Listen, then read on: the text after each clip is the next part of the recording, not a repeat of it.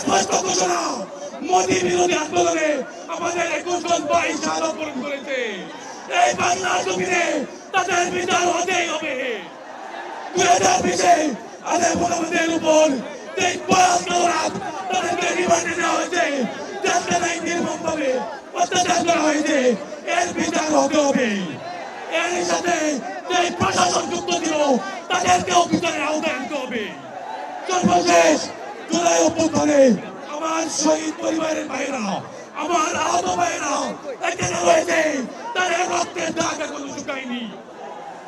স্পষ্ট ভাষায় বলে দিতে চাই, যতক্ষণ আমার গায়ে রক্ত থাকবে এই বাংলার জন্য, বাংলাদেশের জন্য, বাংলাদেশের মানুষের জন্য, আপামর যুব সাধারণের জন্য আমরা লড়ে যাব। লড়াই লড়াই লড়াই চাই, লড়াই করে বাঁচতে চাই।